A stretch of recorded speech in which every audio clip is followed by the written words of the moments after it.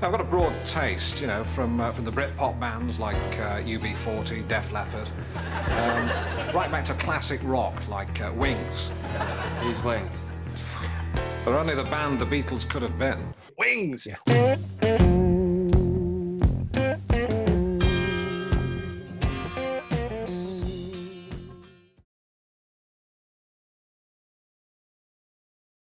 Hi everyone, it's James here. Welcome to another video, and today I'm delighted to be joined by a very special guest. On the screen here with me is Mr. Andrew Dixon. Hello, Andrew. Hi, James. How are you doing? Very well, thank you. So, to anybody who doesn't know, Andrew is a YouTuber of renown. You've been on YouTube for a few years now, haven't you, Andrew? At least a couple of years, 2 or 3 years. Yeah, about 3 years, yeah. Yeah, so Andrew has a channel called Andrew Dixon, and his channel is not overwhelmingly dedicated to the Beatles. He does do videos on other topics, but by and large, you are a fairly Beatles and McCartney-ish channel, aren't you, Andrew? I am. That was never my intention, but it seems to be that's how it's gone. But yeah, I do like to delve into other things now and again, to little interest of other people. Right, cool stuff. Right, yeah. I thought it would be fun for us to kind of butt heads and get together and do a topic, which I pitched to you, and you seemed to think it was quite an interesting topic. So we're going to talk about the band the Beatles could have been, and I think we both know who we're talking about. We're talking about Wings. We are indeed, yes. Much maligned by some people unfairly. I think they are one of the great bands of the 1970s, even though there's probably a large amount of the public that maybe don't realise that. Yeah, I mean, Wings are a curious group, really, in the sense that they weren't really a group. They were a series of groups, weren't they? I mean, one thing that struck me when I was researching this video was just being reminded again how there are no two consecutive Wings albums that have the same lineup as each other, which is pretty amazing. Every single album, the lineup changes. And in fact, there's even one album where the lineup changes within the album. So while the album's being recorded, the lineup changes. In fact, there's 2 albums where that happens. There is 2, yes. Yeah, it's. I'm sure, much to Paul's misery, I would imagine. Certainly not the way that he would have planned it to have been. Yeah. So what we're going to do in this video, we're going to talk a little bit about the history of the band and how it came to be, and we're going to be looking at the different lineups and the different versions of the group, and we're going to be discussing with each other, I guess, the relative merits of each particular configuration of Wings, and just comparing the different musicians a little bit and how the lineups differed from each other in style, or what they offered to McCartney's music. And then we're going to be just quickly throwing out some favorite tracks for anybody out there who has never heard Wings. I mean, I'm assuming that there are people out there who don't really know. I mean, this is a point I was going to get into, Andrew, this idea that the younger generation, the people who've got into McCartney, say in the last maybe even 30 years, people who have discovered him via the Beatles, would you say that there's a good chance that quite a few people in that group will only have the haziest idea about Wings? They kind of might have this vague idea that McCartney had this group in the 70s, but it's not particularly something which is very centre frame anymore. No, I think, for example, a lot of people who might hear some of the songs on radio, for example, would probably just think more that, it's a Paul McCartney song. Let's say if they hear Band on the Run or they hear Live and Let Die, probably been 2 of the ones that they might hear the most often, depending on what stations they're listening to. Then they might just think of that as Paul McCartney. I know my daughter, for example, often still thinks that some of those songs are Beatles songs, and I would just sort of nudge her in the right direction. I think Wonderful Christmas Time would be the other one that you would probably hear a lot, obviously at Christmas, but then that would be just in Paul's name anyway. So again, they're not hearing the word Wings there. So I think if you stopped just an average sort of under 30-year-old on the street and ask them to talk about the band Wings, they're maybe not going to know who you're talking about. Yes, I would agree. I mean, I do sometimes find it annoying when I'm listening to a Wings song on the radio and then the DJ comes on at the end and says, and that was Band on the Run by Paul McCartney. And you're like, Wings! Or, Paul McCartney and Wings. There's this kind of strange things where there are some records which are Wings, there are some records which are Paul McCartney and Wings, and it's like, hang on, is this a backing band, or is this, it's strange, isn't it? And it depends what country you're in as well, because you might get some albums that were classed as Wings in one country, but they were labeled as Paul McCartney and Wings in another country. So there is no logic to it. It was just I think it was just purely the record companies deciding what way they thought might sell the most copies. I think it's pretty much down to that. Yeah, yeah. Now, one thing that's always interested me is back in the day, back when Wings was a thing, it was a, you know, an ongoing concern, it was a band. How many people, like, say, for example, if you watch Wings Over America, that concert film, you can see there are some, you know, clips of the audience there, and you can see that there's quite a lot of young people in the audience.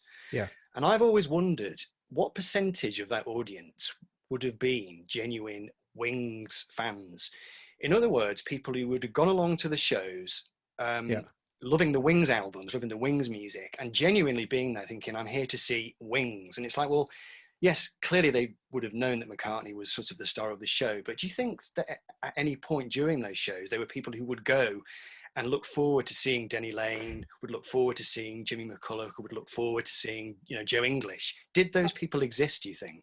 I think they probably did. I mean, I've read various comments on either on music forums on the internet, or some comments on videos that I've done, for example, where people were saying that around the sort of mid-70s, for example, well, people saying I was a Wings fan, and then I found out that this guy had been in the Beatles.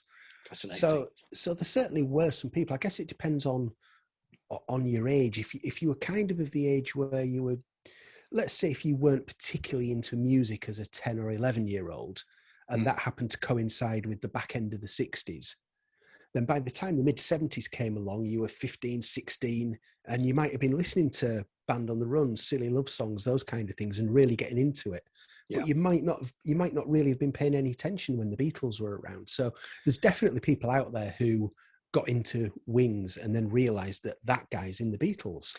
Yeah, well, I mean, you've just described me, really. I mean, I discovered Wings when Mull of Kintyre came out, and this is quite interesting because for me, Wings was the trio. It was Paul, Linda, and Denny.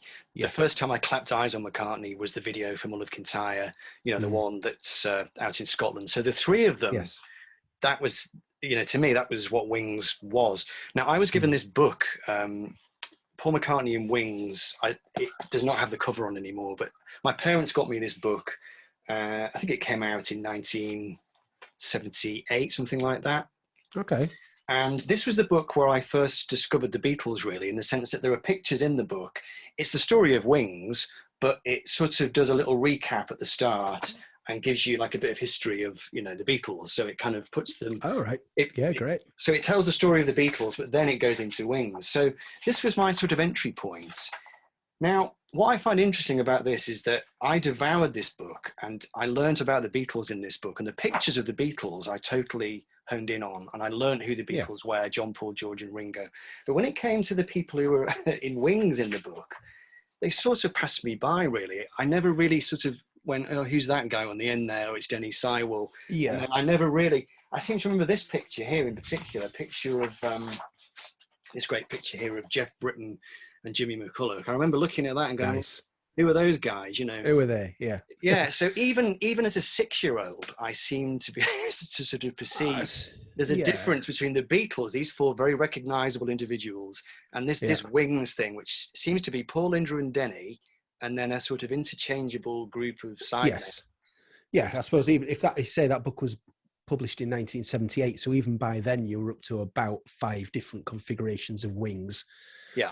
And you're comparing that to the 4-headed monster of the Beatles. That's all right. There's different hairstyles and multitude of different looks. Yeah. But ultimately the same 4 fascinating group of people. Yeah. Would you say that? I'm thinking now. I think it was the Wingspan documentary. I think I'm right. Where McCartney was talking. It was after Linda's death, and he started to look back. And that interview or that documentary. It seemed to me as if Paul was rewriting history a little bit and trying to say that Wings essentially was Paul and Linda and the story starts with them, ends with them, and it's almost like he was sort of backdating it a little bit. So you get into the Ram years, and that was sort of Wings, because he was with Linda already. But God, it wasn't Wings. It wasn't Wings. Wings starts when Denny Lane joins the group, doesn't it? In a way. Well, and Denny Seiwell. Yes, and in Paul's mind, Wings starts when he wants it to start, and it ends when he wants it to end, and that's not consistent with what any fan thinks. So yeah, you're right. Paul often makes comments about Ram and thinks of it as the Wings era, maybe because it was a band for the recording of the album, if not live shows, but it was a band that came after the Beatles. And then of course on Wingspan you've got various things that go into, I mean, is No More Lonely Nights on Wingspan? Have I remembered that right? Quite possibly. I mean, it's just like, I mean, I can kind of understand some of the really early 80s stuff because he was still working with Denny Lane, and it was a bit sort of, obviously it was a bit unsure for a while whether Wings was continuing. So I understand some of the tug of war era things, for example, as being in his mind. But Paul has his own vision of when Wings ended, and it's kind of different to any of the rest of us. I mean, even this record, which came out, I think, in 79, something like that, was it? 78, I think. Yeah, maybe 78. I think so. But it starts with Another Day. Yes, not a Wings song. Which is not a Wings song. And it also has, I'm pretty sure, it's got, that's interesting. I thought I could have sworn it had. Oh, no, it has. Uncle Albert Admiral Halsey is on here. Yes, which again is not a Wings song. No. And yet, you know, the poster that came with the record, obviously, you know, is Paul, Linda, and Denny. So maybe Paul regards it as that it's starting when he put those group of people together for Ram, but maybe that he just didn't have the name yet. Maybe he regards it as being the band, but just before he'd attached a label to it, maybe. Okay, well, shall we get into some actual conversation about the lineups then? So, shall we start with the first Wings album, and we'll talk about the first incarnation of Wings, which was the Wings Wildlife album. So, we won't get into the actual tortuous ins and outs of how the band got put together, but I guess I'll start by saying that Denny Seiwell, he was the only member really that predated. He'd been working with McCartney already on the Ram album, and then he was brought into Wings, wasn't he? So that's quite an interesting way that he linked it back to the previous work he'd been doing. Yeah, so again, you can sort of see 30 years later when Paul thinks back to that period that, you know, one of those guys was there in the Ram era, and so maybe he links it to that. But yeah, he clearly enjoyed working with Denny on the Ram album and wanted to bring him in there. As time goes by, I like Denny Seiwell more and more. So I didn't know much about Denny Seiwell until the Wildlife and Red Rose Speedway archive editions came out, and I got to sort of read about him in the book and see lots of video content of him. And then last year when he remade Ram last year? Yes, I heard about that. Very interesting album. And he's I think he often looks back at that period. I think he talks about it on Twitter, Instagram, whatever. He's clearly very, very proud of the fact that he was Paul McCartney's drummer for a couple of years, roughly. Yeah. And I think if you listen to the Ram album, I've always thought that there's a definite thing going on between Paul and Denny on the Ram album, and just in terms of the bass and the drums, you can kind of hear that they've locked together. I think he was quite a Ringo-ish drummer. I think what Paul responded to was, I think he always said it was his tom-tom playing. He said he loved, you know, at that first audition, because he auditioned him in a kind of cellar bar venue in New York, didn't he? Yeah. Denny always said, I just turned up, there was a trashed old drum kit there, and Paul just said, just, you know, play me something. And he just kind of sat down and started doing all these tom-tom things. Yeah. And that immediately makes you think of Ringo. And you can sort of, I think you can hear on the Ram album, these two have definitely already formed a bit of a solid thing. So I can definitely see why he was brought in. Now, absolutely. Denny Lane, of course, he'd known McCartney from back in the 60s on the London scene. And apparently Linda had been a fan, hadn't she? She'd loved Go Now by the Moodies. So maybe she had something to do with Denny coming in. Maybe so. I think one thing I expect that we'll probably talk about during this is just what Linda's influence was. I heard something just the other day that was really fascinating that I think we'll come on to at a more appropriate point about Linda's influence on Paul. But Denny, I can't imagine for one moment that Paul thought that he was bringing in a John Lennon replacement. Surely not. I can't see that that's what he wanted or intended. So I'm sure he brought somebody in who he knew was good, but maybe not John Lennon good. Yeah. Well, yeah, I mean, he's had a tendency to do that, hasn't he? He's worked with people. I'm thinking of Eric Stewart as well. He's got a tendency to work with people who he sort of knows are not as good as him, but who are still good. I mean, they've got qualities as singers, as players, as songwriters. But having said that, I mean, it's hard to be as good as McCartney, isn't it? It's hard to be. Of course. I mean, nobody can really eclipse him. I know. And I think it's made me think, from watching the Get Back documentary last year and just sort of really immersing myself in the world of what an absolutely outrageous talent McCartney was in January 1969. Stuart McConey described him as the most musical man on the planet on the basis of that documentary. And you can see that obviously he wanted to lead, he wanted a band that was capable of doing what he wanted it to do. Yeah. But you can only do that so much with the likes of George Harrison and John Lennon before you're going to get a lot of pushback. So I think he wanted people who could do what he wanted to do, but would ultimately do what he wanted. Yeah, I think that was always the tension with Wings, wasn't there? This idea, because, I mean, as we get further into the albums, we'll talk about how he started to try to make the band more democratic, which took a few years before that started to happen. But there was always that tension between him thinking in terms of, this is a band and I'm just part of the band, I'm one of the guys.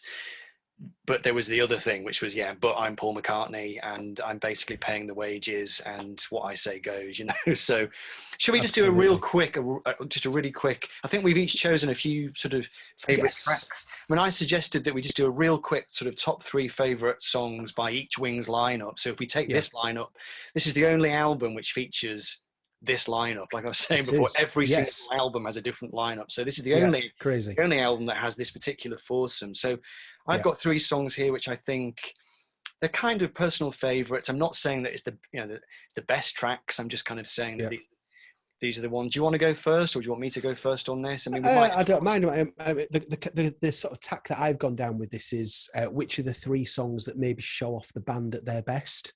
Okay. Good. So in some cases they also happen to be my favourite songs. In other cases, the ones that maybe aren't my favourite, but I think, well, actually, you do get to hear the band being about as good as they were on these. Okay. So I've got a short list of 3 here. Purely as a live thing, Mumbo, I think is just a real good live piece of music, even if it is the balls of the man to start. To start your first album with your new band that follows the Beatles, and to kick that album off with Mumbo and Bit Bop. I just the absolute balls on that man to do that is ridiculous. So anyway, I've gone with Mumbo, Some People Never Know, and Wildlife, the title track, as 3 good examples. I mean, there's others. Well, we nearly crossed over 100% there. I've got Mumbo, Tomorrow, and Some People Never Know. So nearly. I chose Tomorrow because it seems to me like, and it's maybe the only song on the album where McCartney's trying to write something which could have been a Beatles song. It's smart, it's tuneful, and the band just they don't do anything spectacular on it, but they play it nicely. And absolutely. I'm guessing that we've got the same idea about Some People Never Know, in the sense that it's a long track. It's got Linda on it. I wanted to pick something that had her slightly off-key backing vocals, which are very distinctive. Yeah. So that's why I went for that. Absolutely. Well, of that short list of 3, the one that I actually picked is Some People Never Know. But 2 words that I put next to it to sum up why is Linda's harmonies. Yeah. It's not like having Karen Carpenter on harmonies, but it's perfect. And every year I love Linda a little bit more. As time goes on, and she was just absolutely perfect in those first few years with Wings.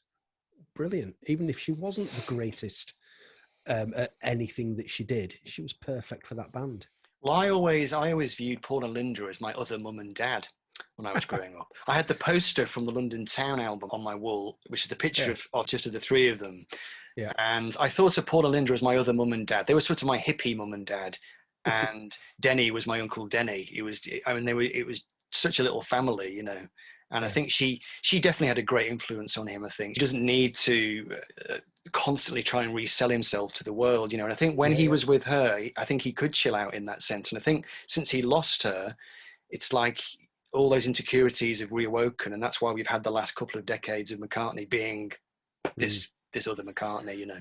Yes, certainly the first few years after Linda was gone, he was doing lots of things that he wouldn't have done before. Yeah. And I think now's probably a good time to tell you that little story of something I said I heard the other day. Go ahead. I was listening to the I Am the Egg podcast. Yeah. Great episode with Youth, who collaborated with Paul on the Fireman albums, of course. And there was this fascinating thing that Youth said. So on the I think it was while they were doing Rushes, and Linda was around. It was one of the last things that Linda was around for.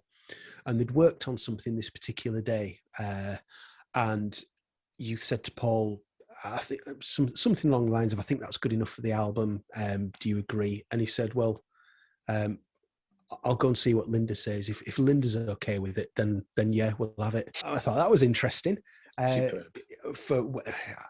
I mean, ultimately, it's got to have been McCartney's decision, but the fact that he's still, even at that point, he wanted Linda's recognition.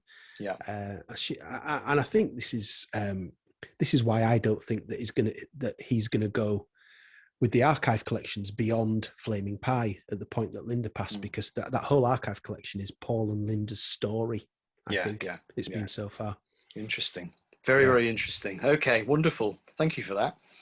So what did you choose? You chose People Never Know as well? I chose in third place Mumbo, second place Tomorrow, and in first place Some People Never Know. So we completely coincided with our number one choice there. So we then move on to Red Rose Speedway. So the first lineup change happens. Now it's a lineup change, but it's quite a positive lineup change. Nobody leaves, nobody gets sacked. Yes. Somebody joins the group. So they get Henry. That's the only time that happened, isn't it? I think so, yeah. So they bring in Henry McCulloch, who is a lead guitarist, because maybe McCartney thinks, having said that, I've seen Denny Lane live, and he is a tremendous lead guitarist. I mean, he is now. I don't know whether he was back then, but clearly Paul thought we need somebody who's going to be able to wail away like Hendrix and be a proper kind of, 1970s guitar hero. So they bring in Henry McCulloch, and they make Red Rose Speedway. And this is another incarnation of Wings. So what do we say to this one then? Extended version of Wings, now the same lineup but a new guitarist. Henry's an interesting choice, because I think on the face of it, he just doesn't seem to be the natural kind of person for a Wings type band. He's obviously much more blues based, but then when you look at some of there are sort of press cuttings from the point when Wings was being formed, or just as it was about to be formed. And there's press articles that say Paul McCartney's forming a new band, and it's going to be called the Paul McCartney Blues Band. I don't know where they got that from, but you can see Henry fits into that brief. Yeah. And now we can see, with having things like the Wings Over Europe album, and there's is it called Henry's Blues that's on there, and that was clearly just to keep Henry happy. Let him play blues for 5 minutes. But you look at things like the Mary Had a Little Lamb video, which is hilarious. So I think there's about 4 different videos for it. And you watch Henry on that, and you just think, oh, he's hating this. He's hating every second of having to do this, because it's just not him at all. And then he goes and produces possibly one of the best moments of the whole of Wings, the whole of the decade, in the Mile of guitar solo. Yeah, which is not a kind of blues guitar solo exactly, as in it's not a kind of wild Hendrixy sort of moment, is it? So no. It is an interesting thing. I mean Linda quite famously later on, and we'll get to this, she said something like, Paul never chose the right people. That was a problem in Wings. He never quite seemed to. And Henry was an interesting choice. Like you say, if Paul wanted to be in charge of the group and wanted to do a lot of pop music, which clearly he did, why did he bring in this kind of like hard drinking bluesy kind of guy that would have fitted in perfectly with Janis Joplin or with somebody like that, but in Wings? And then just like you say, as soon as he gets into the band, he has to do Mary Had a Little Lamb. You can really imagine that chafing pretty much from the off, can't you? Yeah, absolutely. And also there was a story about the other sort of first thing that they did was give Ireland back to the Irish. That's And right. of course, Yeah. Henry's Irish, and Henry told a story. I think he said it was his brother got punched in a bar one night because somebody had said, "Your brother's in Wings. They've recorded that Ireland song, haven't they?" Yeah, bang, Amazing. and so I mean that must have been I can't quite sort of get my head around all the politics of the time, but I'm sure people who were around more than the 3 months old that I was at the time will know more about it. But that must have been quite a thing for him to think about. Do I want to be involved in something like that? Because it has repercussions. Yeah. And I think just, even beyond that, I think there were tensions. I've read that they would rehearse in the barn up in Scotland, and I think Henry did often bristle at being told what to play. And again, it goes back to this thing: why choose a guitarist who wants to just wail away and then say to him, "Right, I've written this guitar solo, and I want you to play it like exactly note for note how I've done it." I mean, it's just going to end in disaster, isn't it? But before we get on to how he left the band, should we do our choice of 3 tracks? So I did have to fiddle around with this one quite a lot. Okay. So do you want to go first this time? Okay, I'll go first. I'll just quickly say originally I was going to put Live and Let Die as my number 1 pick. Yeah. What finally persuaded me not to include it at all was that clearly it is a Wings song, but I checked online and apparently Ray Cooper plays some percussion on that track. He plays the bongos on it. And also you've got the George Martin orchestration and everything, and it was a Bond theme and everything. So I've used all those spurious things to take it out of the running in order really to focus on the Red Rose Speedway album and just what they were doing. So but I would hand on heart say that I think Live and Let Die is probably the crowning achievement of that group. It's a wonderful performance, possibly the best song that they had just in that time. Classic Bond theme, but I'm not going to include it. So the 3 I'm going to include at number 3, I'm going to put My Love in. I couldn't leave it out. The reason I'm not putting it higher is that it's maybe a bit uncharacteristic of this particular group. It's a wonderful performance, but it doesn't necessarily nail what they were about. But I mean, Denny's drumming is just wonderful, so soft and subtle. Henry's guitar, incredible, just an amazing performance. Now, 1 and 2, I swapped these around, and I'm still not convinced I've got them the right way around. But number 2, I've got Little Lamb Dragonfly. And this, again, a bit like the Some People Never Know one. It's long, it's just got lots of different parts to it. And the band really negotiate it with ease, all the different parts, all the different things. It sounds like a Ram song, and I think it may have come from the Ram sessions. It was from the sessions, yeah. So you can hear that thing with McCartney and Denny working together, Denny Seiwell, and it flows really nicely, and it really shows what they can do. But my number 1 choice, I'm going to go with Big Barn Bed. Fine. Even though it's a silly song, I just love the funky, loose sound. And I think if Wings had stayed together with this lineup all the way through the 70s, that track, I think, is the basis for what they could have gone on to do and be, which is this kind of funky, down the barn kind of, group that didn't necessarily need fantastic songs to put themselves across. They just needed great musicianship, great feel, and just a funky, fun kind of sound. And I've always loved it. I've always loved it as a song. It's a fantastic song. So there's no complaints from me there on your number 1. Sounds good live. I think it's the James Paul McCartney TV special. I think it was that they opened that with, where the sort of curtains come back and there's a big wall of TV screens, a bit like, which looks like the Kenny Everett show to me. That's right, yeah. With that, and they open with that. And so Paul obviously liked it, the fact that, I'm doing this first big TV concert sort of after the Beatles, and this is the song I'm choosing to kick it off with. So he obviously had an affection for it at the time. So that is also in my 3. Okay. There is a song in my 3 that isn't in yours, and that is a song that I will still say that if this song had been available for Abbey Road, it would have improved Abbey Road. And I'll probably get shot down in flames for this. Get On the Right Thing. Okay. I think that is a sensational song. Another Ram outtake, wasn't it? That was another Ram song. Yeah. I'm not knocking Oh Darling. Oh Darling's a great song. I prefer Get on the Right Thing in that kind of a slot on the album. Superb song. But the number one song that I've gone for is My Love. Okay. And I think just going by that brief of showing the band off at its best, I think the way that Paul sings it, even despite the disgraceful haircut that he's got on the video for it, is possibly his worst amongst a few bad haircuts. Yeah. But I think for what Henry does, it's beautiful. It's a great song. So that's my number one for this particular lineup of Wings. Cool. Okay, well, unfortunately, what happened then was that the band fell apart, and this is where I guess this is you date the problems to this, don't you? Because the first two albums, reasonable sort of plain sailing, they're just getting into their stride. I will say I don't think the Red Rose Speedway album necessarily as a whole represents them as it could have done. I think that the medley at the end goes into a little bit more kind of whimsical solo McCartney territory where they could have done something a bit more interesting. But unfortunately, the band breaks up. Henry McCulloch famously hurls his guitar at the floor of the barn when McCartney tells him to play a certain solo in a way that he doesn't want to play it. He storms out of the barn.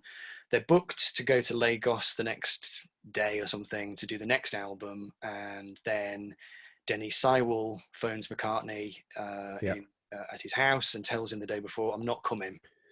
And then that's the end of that group. We're left with Paul, Linda, Denny Lane, and we move into the next phase, which is Band on the Run.